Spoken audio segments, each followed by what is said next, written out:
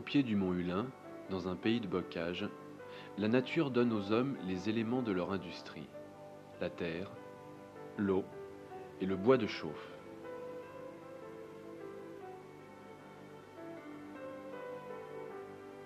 Ainsi est né un noble métier, la poterie, qui deviendra la faïencerie d'art. L'entreprise Géomartel hérite de ce savoir-faire séculaire et le fait connaître à l'Ancien comme au Nouveau Monde. Géomartel, c'est un patrimoine toujours valorisé par un métier. Patrimoine matériel de ces 6000 moules qui ont traversé le temps, patrimoine immatériel de cette habileté qui perpétue la meilleure tradition des décors de Delphes, Marseille, Nevers, Strasbourg, Rouen, Moustier.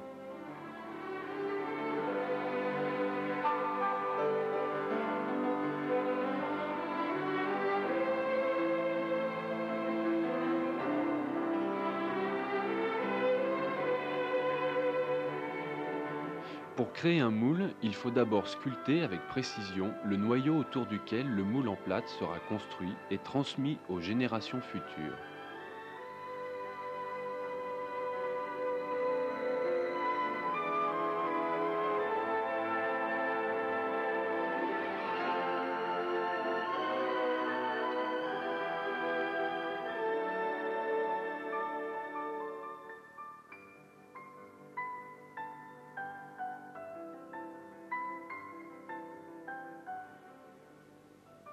La complexité des formes recherchées nécessite souvent la réalisation de moules en plusieurs éléments. Alors commence le travail de l'homme aux prises avec la terre qu'il doit transformer. De l'argile brute directement extraite des carrières, mélangée avec la craie, la silice et l'eau, on obtient une pâte liquide et homogène en malaxant et broyant à l'aide de galets de mer pendant près de 8 heures. Suivons l'histoire de ce cache-pot, la transmutation de la terre en œuvre d'art. Les pièces creuses sont obtenues par coulage. L'artisan remplit le moule de pâte liquide qu'on appelle barbotine. Avec le temps, une croûte prend forme. Il faut alors vider l'excédent de barbotine. Après 4 heures de séchage, le cache-pot peut être démoulé.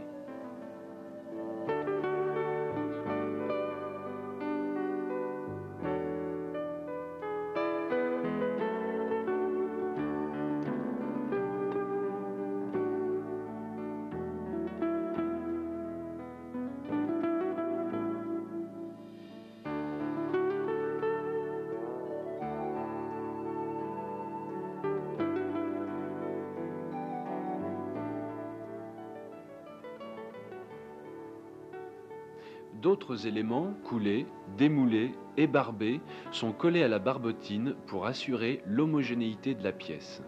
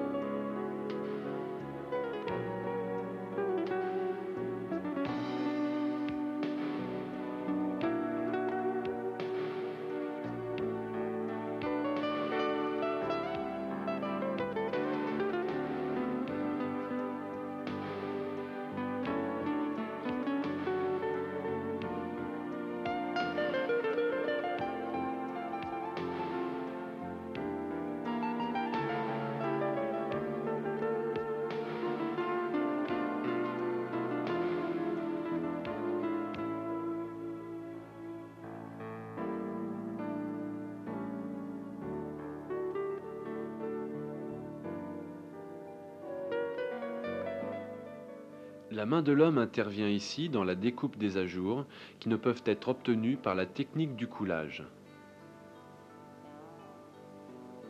C'est cette main qui façonne ici les pétales d'une rose.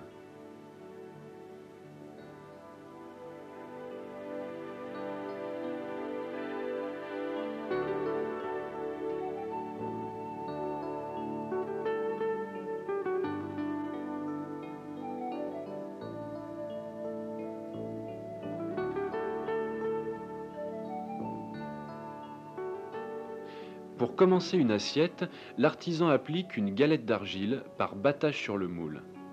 La terre prend alors l'empreinte du relief. Le moule donne la forme intérieure, tandis que le calibre donne la forme extérieure. C'est la technique du tournage.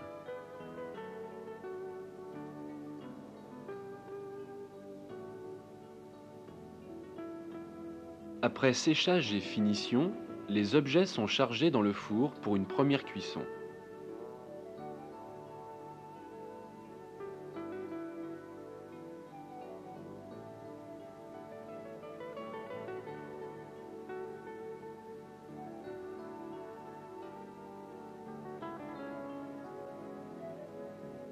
La montée en température est progressive jusqu'à atteindre 980 degrés. On obtient ainsi le biscuit. Nous retrouvons notre cache-pot au sortir de la cuisson qui a duré 9 heures. Il est émaillé par trempage.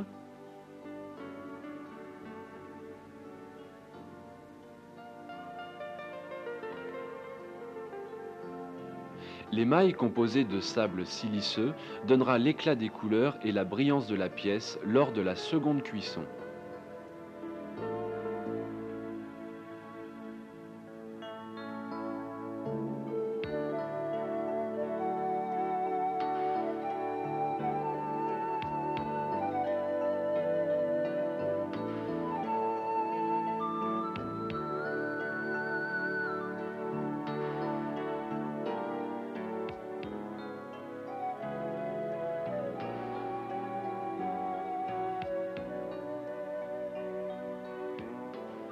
Commence alors le travail des décorateurs.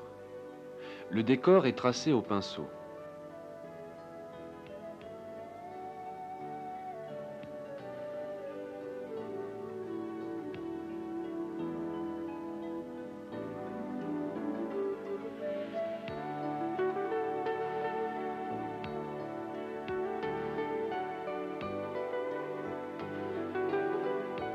Les couleurs que vous voyez utilisées ici sont à base d'oxyde métallique, cuivre, cobalt, manganèse.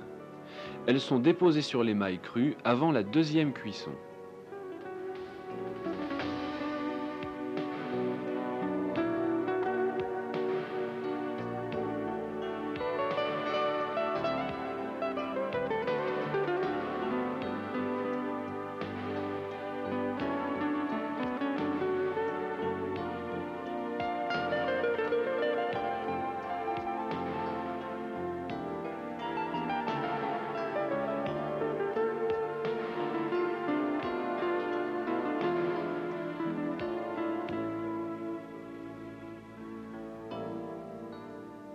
Les pièces ainsi trempées dans l'émail et décorées sont à nouveau chargées dans le four.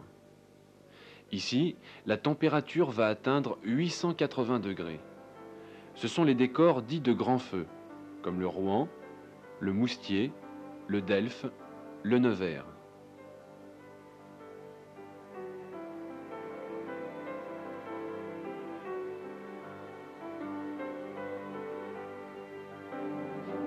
Le four est entrouvert pour un refroidissement progressif des pièces.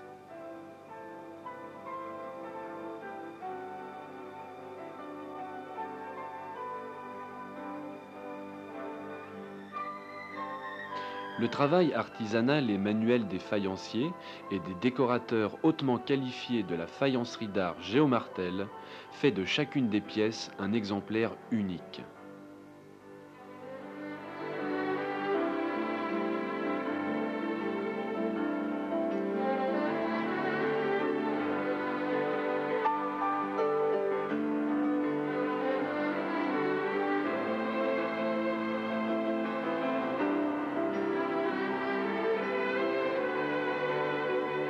Tous ces objets d'art authentiques, entièrement réalisés à la main, iront enrichir les intérieurs aux quatre coins du monde, diffusés par des magasins aussi prestigieux que Boutique Christian Dior, le musée Winterthur, le musée des arts décoratifs ou Tiffany's à New York.